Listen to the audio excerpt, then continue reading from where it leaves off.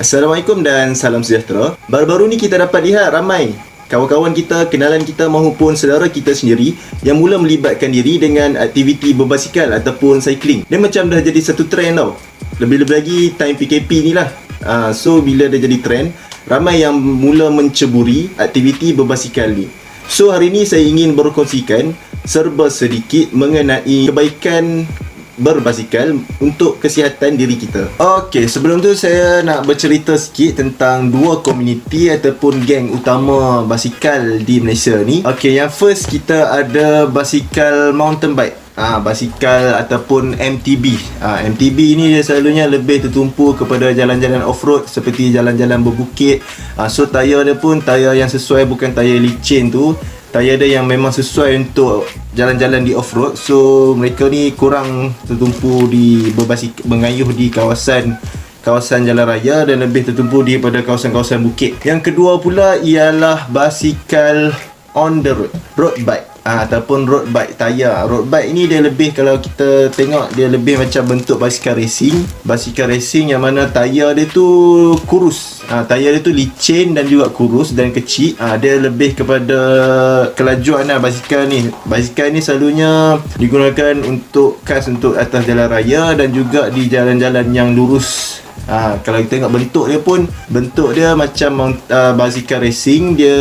Dia lebih, kalau kita kayuh basikal tu, kita lebih berada dalam postur membongkok, badan tu bongkok banyak sikit sebab dia nak laju kan. Okey, kebaikan yang pertama untuk kesihatan kita dengan berbasikal ni, kita dapat mengurangkan berat badan. Berbasikal ni kita dapat mengurangkan berat badan jika kita melakukannya secara teratur. Secara teratur ni maksudnya kita lakukan secara berterusan lah, bukan yang sebulan sekali kita berbasikal tu memang tak nampak efek apa lah. Berterusan ni dia macam minggu ni kita cycling 2 kali, minggu depan 3 kali, minggu depan lagi 2 kali. Dia secara berterusan. Sebab apa? Sebab dengan berbasikal ni kita dapat meningkatkan penggunaan kalori dan juga meningkatkan kadar metabolisme yang boleh membantu kita untuk mengurangkan berat badan.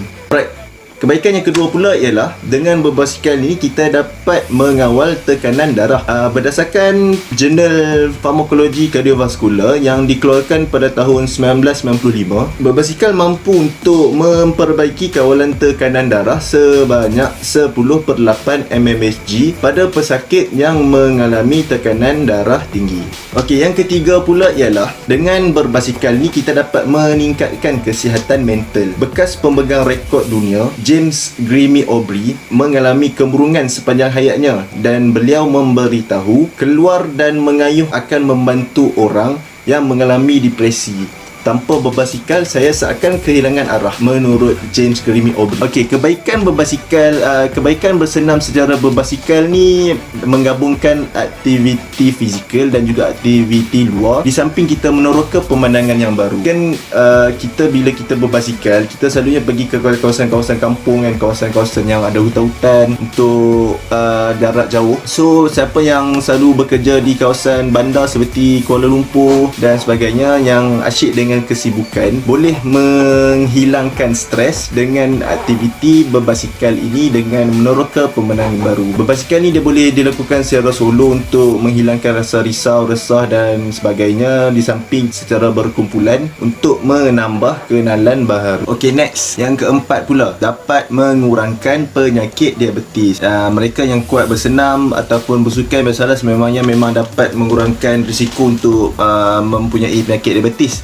Berbasikal ni merupakan salah satu contoh senaman yang sangat baik untuk mengawal diabetes. Kebaikan yang kelima, berbasikal ni dapat mengurangkan risiko stroke. Stroke ni merupakan pembunuh utama di Malaysia dan juga dapat mengurangkan risiko untuk penyakit jantung koronari. Koronari tau, bukan kulineri. Dalam satu kajian, senaman pada mesin kitaran statik pada pesakit yang mempunyai masalah jantung, ianya terbukti dapat meningkatkan fungsi jantung menurut Lancet tahun 1990. Next, kebaikan berbasikal yang keenam untuk kesihatan kita, iaitu kita dapat mengurangkan stres. Sama seperti senaman-senaman ataupun aktiviti sukan yang lain, dengan berbasikal ni kita dapat mengeluarkan hormon endorfin, sekaligus dapat mengeluar segala perasaan negatif dan juga mengusir keluar perasaan stres yang ada dalam diri kita. Perembasan keluar hormon endorfin ni bukan saja dapat memperbaiki mood seseorang tu, malah dapat mengawal keseimbangan hormon yang ada dalam diri kita, sekaligus dapat menjadikan seseorang itu menjadi lebih positif. So siapa-siapa